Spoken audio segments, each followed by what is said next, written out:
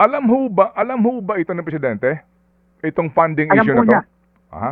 Alam po niya. Oh. Alam po niya. Kaya nga po nung last week, nung nagkita po kami after New Year, ang sabi nga po niya, pondohan na yan ng todo. At tignan ang timeline, kunyari po, 2 years, no? Ang possible na matatapos. Then, i-divide natin ang funding ng 2 years. Sige, kung alam niya po ito, So, bakit di sinama sa NEP? Itong nagdaang mga, itong ngayon, for hindi this year. Ang problema po, sinasama po ata sa NEP, pero nababawasan po pagdating na po sa Kongreso. Yun po ata ang sige. nangyari. Okay, ganito, kung alam niya yan, bakit po itong maifi halimbawa na 24 billion lang sa NEP for this year, ha? Opo, eventually, naging halos triple, 51 billion, inaprubahan niya. Ang kailangan lang sa ospital na ito, less than 2 billion eh.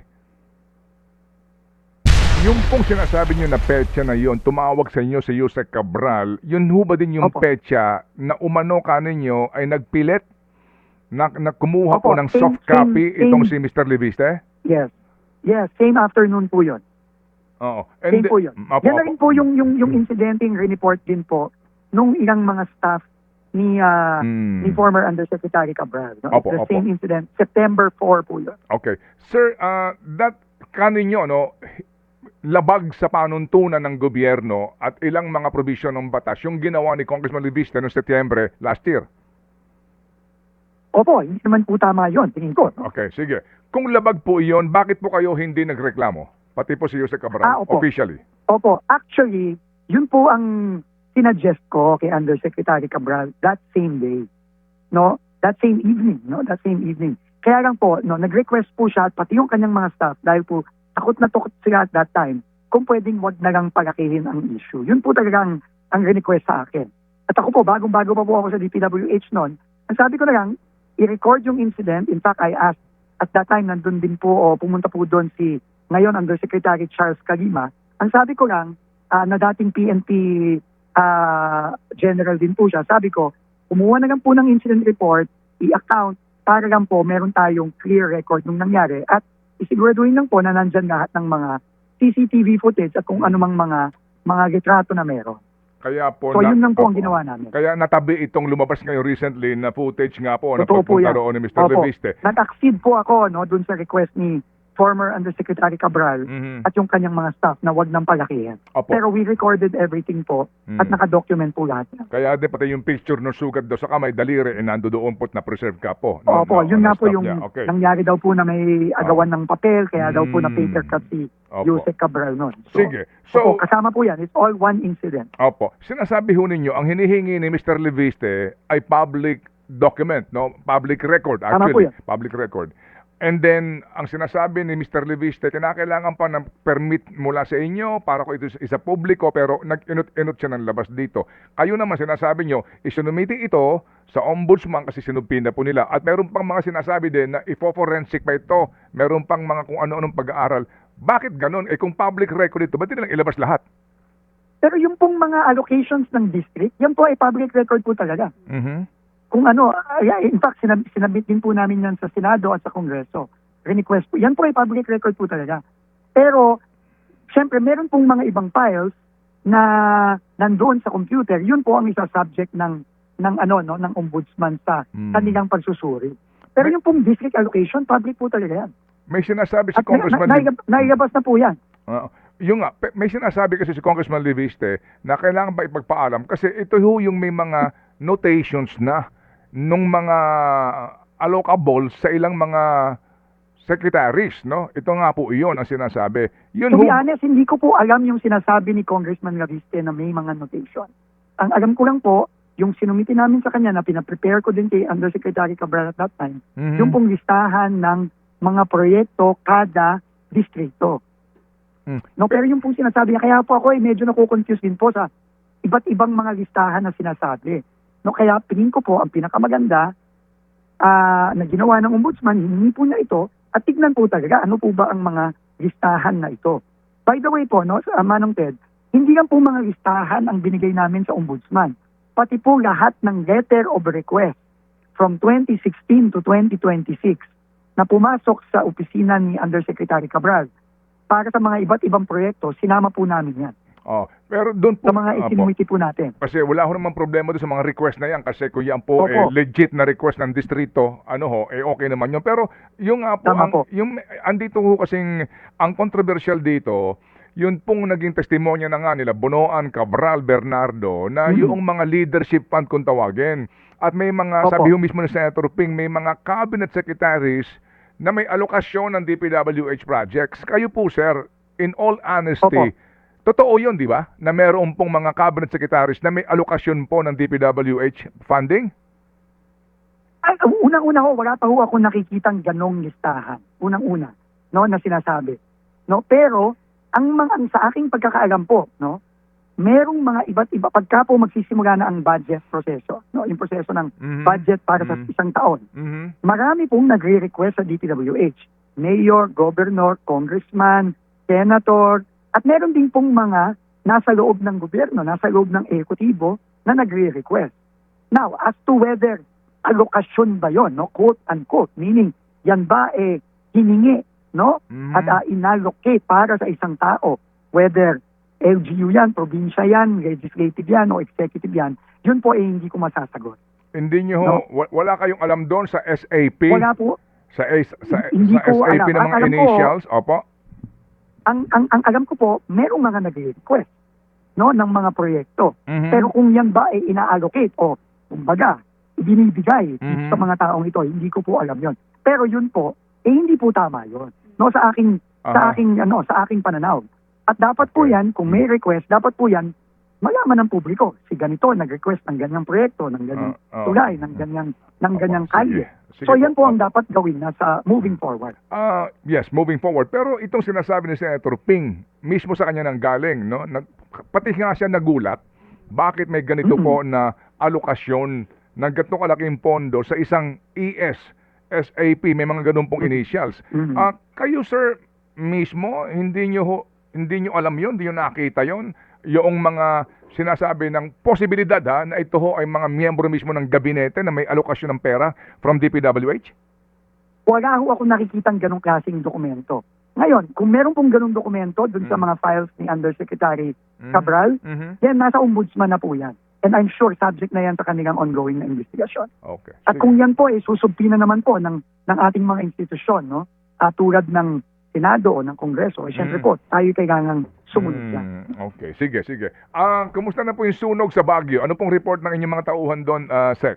Itong sa ongoing pa rin nangyari po lang po sa Cordillera. ang initial report po, unang-una, awa ng Diyos, napakaliit na portion nung office ng regional office ng DPWH sa Baguio ang nasunog. Parang 2 square meters yan. So maliit lang po talaga na area. Na-control po ito agad. Pero ongoing po ngayon, ang dalawang kailangan nating malaman dyan. Kasi, alam mo, Manong Ted, nung nalaman ko na nasunog ang regional office o nasusunog ang regional office ng Baguio, 2 days after ako mag-announce ng Regulon at tatanggalin yung ililipat yung regional director ng CAR, talagang nagduda po ako dyan, Manong Ted. Kaya nga po, tinawagan, nag-usap po kami ni Mayor Benji Magalong, pati yung kanyang fire chief ng DFP sa Baguio, para talagang siguraduhin, number 1, mapatay kagad yung sunog, awa ng Diyos, napatay agad, kaya mag-iit lang yung nasunog na area.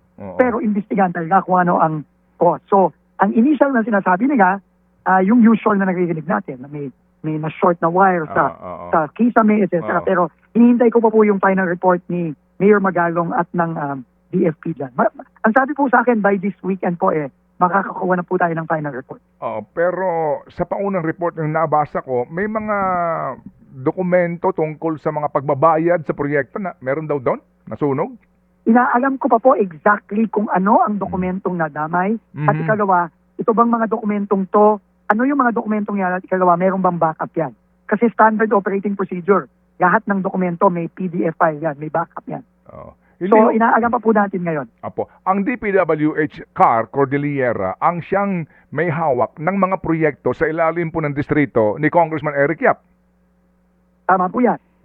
Ang una ko nga pong tanong dyan at pakicheck kagad, sabi ko po kay Mayor Benji, and I gave also the authority to the city government to assist us in the securing of the area.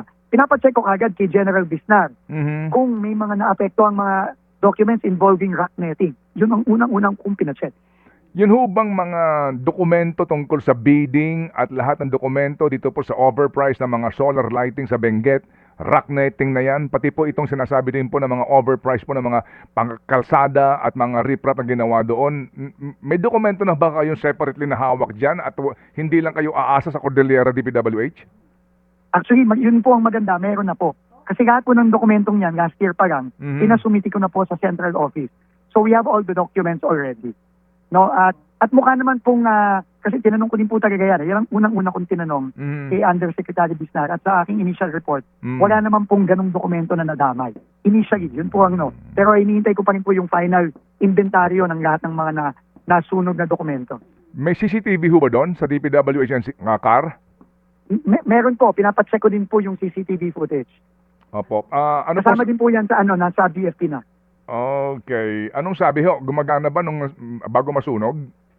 Gumagana naman ho. So tingin ko po sa final report magagaman po natin talaga kung anong tunay naman yan. Okay, sige po. Salamat. In the next few days na ho yan, by the weekend. Salamat, Sec.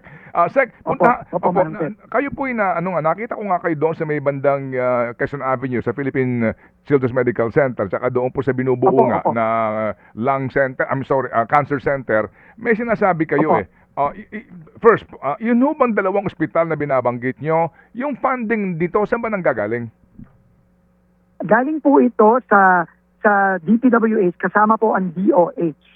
No, ito po ay funding ng DOH pero ang DPWH po ang nag-i-implement. Ayun, ang implementing agency sa proyekto ay DPWH. Okay. Opo, pero ang pondo po ay dun po sa mga hospital na yon, halimbawa, yung sa Cancer Center sa DOH po 'yan. Tapos yung pong sa NKTI po yan. Yung pong sa Philippine Children po yan. Pero ang nag-i-implement po, ibig sabihin, ang nagpapabid, ang nagmo-monitor, nag-i-implement ay DPWH po. Okay. Unahin ko itong PCMC. Ito'y araw-araw ko nadadaanan at hindi matapos-tapos yung building na ito. Anong issue dito? Sino ang contractor nito? At ano ang issue dito? Ba't di matapos-tapos? Opo, dalawang building po yan, no, Manong Ted, no? Meron pong isang building, yung nakikita nyo siguro na 8 stories na parang 8 years na yata ang ginagawa. Manong Ted, I think this is the building na sinasabi mo. Meron pa kasing isang building na ang contractor ay si Sherman, something like that, no? S-H-I-E-R-M-A-N. No? So, yung pong 8 story, yan po, matagal na pong ini-implement yan, no? Ang nag-implement po niyan ay ang PCMC mismo, hindi po ang DPWH. Yun po ang paliwanag sa akin nung head ng PCMC nung nandun ako nung Wednesday. Pero delayed po yan. No? At meron silang pinapatulong sa DPWH para mapabilis na nila. Yun po, tutulong po tayo dyan sa kanila. Pero yung pong ating ini-implement, yung pong mas malaking building nila, no, sa likod. No, yan po, delayed din. No? And ang rason po sa delayed both nitong 8-story building na 8 years na in the making, yun nga po, unang-una, tingi-tingi po ang paglalagay ng budget. No? Kasi, halimbawa po, ang isang budget 500 million, halimbawa, para matapos. Ang ginagawa po dyan, sa aking, sa pag-explain po sa akin ng mga doktor natin dyan sa May East Avenue, bawat taon po, patsi-patsi po, tingi-tingi po ang ginagawin na budget. So, ang nangyayari po, delayed po ng delayed. Minsan po, 50 million, 100 million, kaya po talagang nade-delay ang budget. At dahil dyan, nagsasuffer yung buong PCMC kasi grabe po ang pila ng mga bata dyan. No? So yun po ang nagiging problema. So yun po ang tingin ko kailangan ng mabago. Magkano kanilang kailangan para po matapos agad-agad ang naturang 8 years ng construction ng building at saka yung inyong tatayong bago? Yan po, nasa kanila na ang pondo. Meron na po silang pondo dyan. Pero, marami po pong delay. So, tutulungan po natin sila hopefully this year, in the next at least 6 months, matatapos na finally yung 8-story building na yan. So, yun po ang binigay nating commitment. Within 6 months by June, tapos na po yan finally. Ngayon po, yung pong isang bagong ginagawa, no, ang kulang na lang po, less than 1 billion na lang. Parang mga 600 million na lang po ang kulang dyan. So yan po ay commit na rin natin sa PCMC. Napopondohan na po natin yan sa 2027. 2027 no, pa? Oo, kasi wala po siyang pondo dito sa 2026. Okay. No, maliit sige. lang po ang nailagay. Opo. Sige. Saka medyo matagal pa po ito, Sir Ted. No, kasi nagbuhukay pa lang po ng pundasyon eh. So, Opo. hindi po ito matatapos ng 2028. Okay, sige. Yung sa may tabi po ng lung center na cancer center, ano pong issue doon? Opo. Ganun din po ang issue. Tingi-tingi din po. No, kaya napakatagal din po at napakabagal. So, ang kailangan naman po na pondo doon ay 1.2 billion o 1.5 billion ang kailangan na pondo. Tinanong ko po yung kontratista, yung chairman. Ang sabi ko po, simple lang. Kung mabibigay na natin ang full budget nito sa 2027, end of 2027 ba matatapos na yan? Ang sabi po niya, kung buo po yung budget by then, matatapos daw po niya by December 2027 yung Philippine Cancer Center na 20 stories. Opo. Yun din po ang kinumit po nung kontratista din po sa NKTI. Opo. Nung matatapos din po by end of 2027 yon kung mabuo na ang budget by 2027. Magkano po yung kailangan sa NKTI? Mas maliit na lang po ng konti, parang mga Okay. na lang po, mga a little less than 1 billion na lang po yan. Opo. So, ang issue dito, funding. Well, Yes. among others. No? Yes, yes, Marami ding ibang funding. issue. No? Opo, pero but basically po, kinakatwiran ng contractor, kasi gagawa lang kami sa magkano ang ibinabayad sa amin. Yun po naman yun, di ba? Tama po. Okay, sige, Tama po. sige, Kaya po okay. nabibitin. Opo. Pero meron din pong mga ibang issue, pero tingin ko po yun ay kaya ng solve. Okay. Alam ho ba ito ng Presidente? Itong funding Alam issue po na to? niya. Aha. Alam po niya. Oh. Alam po niya. Kaya nga po nung last week, nung nagkita po kami after New Year, ang sabi nga po niya, pondohan na yan ng todo. At tignan ang timeline, kunyari po, 2 years, no? Ang possible na matatapos. Then, i-divide natin ang funding ng 2 years. Sige. Kung alam niya po ito, No? So, bakit di sinama sa NEP? Itong nagdaang mga, itong ngayon, for hindi this year. Ang problema po, sinasama po ata sa NEP, pero nababawasan po pagdating na po sa Kongreso. Yun po ata ang sige. nangyari. Okay, ganito. Kung alam niya yan, bakit po itong maifi halimbawa na 24 billion lang sa NEP for this year, ha? Opo. Eventually, naging halos triple, 51 billion, inaprubahan niya. Ang kailangan lang sa ospital na ito, less than 2 billion eh. Yan po, hindi ko na po alam kung ano nangyari doon sa nakaraang budget, Sir Ted. Wala po akong enough information para sumagot sa tanong mo, Sir Yes, Ted. sir, yes, sir. Pasensya na po. Opo. Pero ang alam ko lang po, ang Sige. utos sa akin ng Pangulo last week lang, kung ano ang kinakailangan para matapos bago mag-end ang term ng Presidente, ilagay na sa budget. O sige po, kasi nga, well, ito ho kasi, concern ito ng DOH Secretary, dapat siya ang pumupukpok Opo. dito. Anyway, Tama sige po, po yan. we understand kung nasan po kayo. Ito na lang